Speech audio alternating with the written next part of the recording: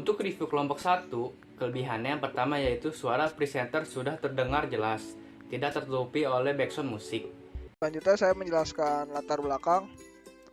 Yang kedua, cukup jelas dalam menyampaikan jenis-jenis transmisi otomatis. Yang ketiga, sudah cukup jelas dalam menyampaikan pengkodean pada transmisi otomatis.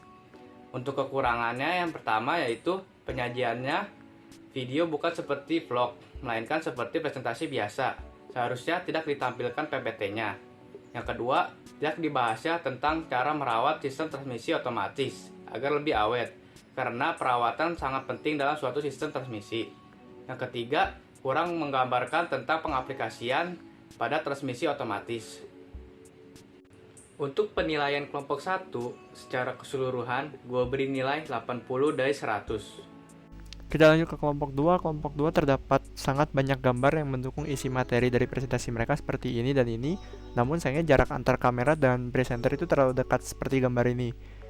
Mereka juga menampilkan perbandingan antara transmisi manual dengan transmisi otomatis pada tabel ini di sini. Mereka juga menampilkan cara kerja dari sistem transmisi manual menggunakan gambar yang dibantu dengan garis bantu seperti garis ini, sehingga cara kerja dari transmisi manual itu lebih mudah dipahami. Namun sayangnya mereka tidak menampilkan bentuk nyata dari transmisi manual, hanya menggunakan gambar seperti ini. Dan mereka juga tidak menampilkan gambar bagaimana perawatan yang dilakukan kepada sistem transmisi manual saat mereka membahas perawatan sistem transmisi manual seperti pada gambar di samping ini. Untuk kelompok 2 mendapatkan nilai 87. Selanjutnya saya akan mereview tentang kelompok saya sendiri, yaitu kelompok 3. Untuk kelebihannya, di sini suara background tidak mengganggu suara audiens atau suara utamanya. Dan juga memindahkan gerakan dan gaya. Tali baja ini dibuat dengan mesin khusus dengan. Lalu yang kedua, di sini mereka membahas tentang rumus dan contoh penerapan dari rumusnya itu sendiri. Yang ketiga, di sini mereka memberikan pertimbangan tentang pemilihan tali baja. Dan untuk kekurangannya, di sini beberapa audiens ini terlihat seperti membaca teks. Lalu yang kedua, tidak semua gambar ataupun video diberikan referensi yang jelas. Seharusnya diberikan sumber yang jelas, bisa berupa link terkait dan bisa dimasukkan ke dalam video. Dan kekurangan yang ketiga di sini adalah tidak terlalu spesifik pembahasan tali baja dalam hal sistem transmisi, jadi tidak terlalu sesuai dengan topik yang dibawakan. Untuk skor kelompok 3 saya berikan nilai 85. Selanjutnya saya akan mereview kelompok 4. Untuk kelebihan yang pertama, kualitas video yang mereka hasilkan adalah high definition. Dan yang kedua, memberikan referensi video ataupun foto materi dengan jelas. Ketiga, memberikan contoh aplikasi sistem transmisi rantai pada kehidupan sehari-hari sehingga mudah untuk dimengerti. Untuk kekurangannya sendiri, yang pertama, beberapa audiens ini terlihat sekali pembawaannya membaca teks. Kedua, ada pembawaan materi yang harusnya tidak dimasukkan, yaitu pada sistem transmisi sabuk dan puli, karena topik utama dari video tersebut adalah sistem transmisi rantai. Lalu yang kedua adalah sistem transmisi sabuk dan puli. Dan yang ketiga, pada bagian kekurangan kedua, itu tidak terlalu dijelaskan mengapa rantai ini bisa menimbulkan suara yang bising. Dan getaran tinggi dan saat bising karena rantai kan. Kelompok 4, skornya saya kasih 86. Kelebihan kelompok 5 adalah kualitas audio mereka pada video sebelumnya atau video yang ini sudah mulai diperbaiki pada video yang lebih baru, namun sayangnya pada video mereka yang lebih baru atau video yang ini. Selanjutnya yaitu kelebihan transmisi sabuk gerigi. Yang pertama, tidak terjadi slip di bawah beban kejut. Masih terdapat audio yang terdengar mono sehingga masih harus diperbaiki. Materi yang mereka paparkan juga mencakup banyak aspek terkait transmisi sabuk gerigi dan mereka juga menampilkan pengaruh lingkungan terhadap pengoperasian dari sistem transmisi sabuk gerigi. Namun sayangnya sekali mereka tidak menampilkan contoh aplikasi nyata dari sistem transmisi sabuk gerigi ini. Hanya menampilkan jenis-jenis sabuknya saja seperti pada gambar ini.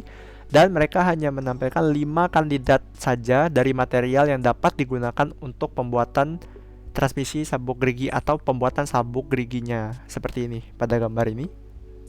Oke, kira-kira seperti itu aja untuk kelompok 5. Untuk kelompok 5 mendapatkan skor 87. Untuk review kelompok 6, kelebihannya yang pertama yaitu animasi intro dan outro videonya sudah menarik. Yang kedua, memberikan informasi tentang perawatan dan pemeriksaan sabuk V. Yang ketiga, menampilkan rumus yang digunakan sehingga penonton mudah mengerti. Untuk kekurangannya, yang pertama, penyajian video bukan seperti vlog, melainkan seperti presentasi biasa. Seharusnya tidak menggunakan PPT. Yang kedua, tidak memberikan video animasi tentang sabuk V. Seharusnya diberikan video agar penonton mengetahui tentang sabuk V. Dan yang ketiga, tidak adanya bagian kesimpulan pada video tersebut. Untuk penilaian kelompok 6 secara keseluruhan, gue beri nilai 82 dari 100. Untuk review kelompok 7, kelebihannya yang pertama yaitu suara background musiknya sudah pas, tidak terlalu besar. Sabuk datar atau flat belt merupakan salah satu jenis sabuk yang dirancang untuk transmisi daya tugas ringan dengan pengangkut. Kedua, penyampaian jenis-jenis sabuk datar sudah dilengkapi dengan gambar. Yang ketiga, sudah disampaikan dengan jelas tentang rumus yang ada pada sabuk datar. Untuk kekurangannya, yang pertama yaitu kesalahan dalam mengucap kata transmisi, yang mana diucap transmisi. Sabuk datar atau flat belt merupakan transmisi yang digunakan bertujuan untuk. Yang kedua, kurang dalam menyampaikan pengaplikasian sabuk datar. Sabuk datar dapat digunakan dalam berbagai bentuk transmisi daya. Yang ketiga, tidak diberi gambar mengenai pengaplikasian sabuk datar. Aplikasi yang umumnya termasuk konveyor, peralatan mesin, dan peralatan industri lainnya. Untuk penilaian kelompok 7 secara keseluruhan, gue beri nilai 85 dari 100. Lanjut lagi ke kelompok 8, jadi presenter di kelompok ini dapat menyajikan video secara interaktif dan unik guys, seperti ini. Salam dari Ustaz.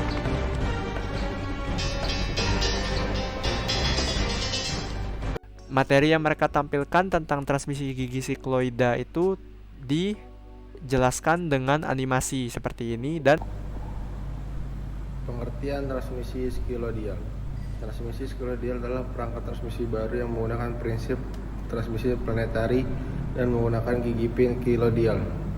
Mereka juga menampilkan animasi terkait jenis-jenis atau jenis ragam atau macam profil dari gigi sikloida seperti ini guys.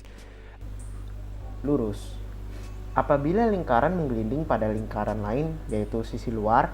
Namun sayangnya resolusi video mereka tidaklah sama karena ada yang terdapat video yang dengan resolusi yang berbeda seperti dua gambar pada sebelah saya ini, dan mereka tidak membahas perbandingan antara transmisi gigi sikloida dan gigi lurus, serta mereka tidak membahas aplikasi dari transmisi gigi sikloida ini dan perbandingannya terhadap transmisi gigi lurus. Untuk kelompok 8 mendapatkan nilai 85. Selanjutnya saya akan mereview tentang kelompok 9. Untuk kelebihannya sendiri di sini memberikan transmisi video sehingga tidak berpindah secara patah atau berpindahnya di sini halus. Yang kedua, memberikan pertimbangan dalam hal pemilihan komponen mesin. Hal tersebut antara lain komponen sesuai fungsi, keamanan, ekonomis, dan efisiensi optimum. Dan yang ketiga, di sini mereka menjelaskan secara rinci dalam pembahasan roda gigi, sabuk, dan rantai. Sistem transmisi roda gigi. Di sini saya akan menjelaskan tentang sistem transmisi sabuk. Selanjutnya saya mempresentasikan soal gear sprocket. Untuk kekurangannya sendiri adalah rasio video tidak sesuai dengan yang seharusnya. Yang kedua, di sini tidak memberikan referensi terkait gambar materi yang digunakan. Dan yang ketiga, di sini adalah pada bagian kesimpulan mereka hanya menyebutkan perbandingan final atau perbandingan umum dari sabuk dan rantai yang seharusnya mereka memberikan perbandingan umum atau perbandingan final dari roda gigi, sabuk, dan rantai. Terdapat perbedaan torsi pada penggunaan pemindah tenaga rantai dan sabuk adalah pada rantai torsi maksimal yang didapatkan lebih besar pada penggunaan sistem transmisi sabuk. Untuk skornya saya kasih nilai 85,5. Selanjutnya saya akan review tentang kelompok 10. Untuk kelebihan yang pertama di sini dalam pemotongan video ini terlihat secara halus. Dan yang kedua, menambahkan gambar terkait materi yang dijelaskan. Dan yang ketiga, menjelaskan jenis transmisi ini dengan sangat lengkap. Lalu untuk kekurangannya, yang pertama adalah pembawaan atau pelafalan salah satu audiens ini kurang jelas. Standarisasi transmisi precision selodia. Dan yang kedua, di sini tidak memberikan referensi gambar ataupun video secara lengkap. Hanya ada pada penjelasan oleh saudara Rico Marsilio. Lalu yang ketiga, di sini kekurangannya adalah penjelasan sejarah dan perkembangan ini terlalu sedikit, jadi tidak sesuai dengan topik yang dibawakan. Untuk kelompok 10, saya kasih skor 84. Berikutnya ada kelompok 11, di mana video kelompok mereka ini memuat video animasi yang sangat banyak terkait dengan transmisi rantai seperti ini dan ini, guys. Kemudian mereka juga pada saat menjelaskan lebih mendalam, mereka juga menyertai dengan gambar dan atau video animasi terkait dengan transmisi rantai tersebut seperti ini, dan ini. Dan gambar yang mereka tampilkan itu memuat informasi yang cukup detail, guys, seperti pada bagian ini. Namun sayangnya akan lebih baik videonya diberikan transisi, guys.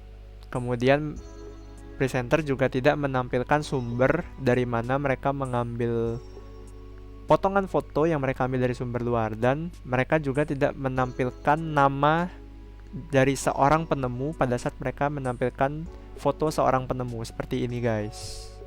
Kira-kira seperti itu. Untuk kelompok 11 mendapatkan nilai 89.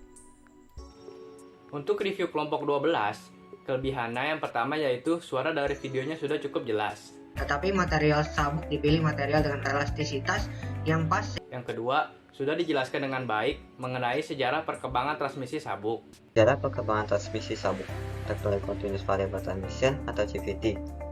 Yang ketiga, sudah dijelaskan dengan baik mengenai keuntungan dan kerugian pada transmisi sabuk. Untuk kekurangannya, yang pertama yaitu penyajian video bukan seperti vlog, melainkan seperti presentasi biasa. Seharusnya tidak ditampilkan PPT. Yang kedua, tidak ditampilkannya gambar saat menjelaskan tentang jenis-jenis transmisi sabuk. Yang ketiga, presenter terlihat seperti sedang membaca teks. Untuk penilaian kelompok ke-12, secara keseluruhan, gue beri nilai 80 dari 100.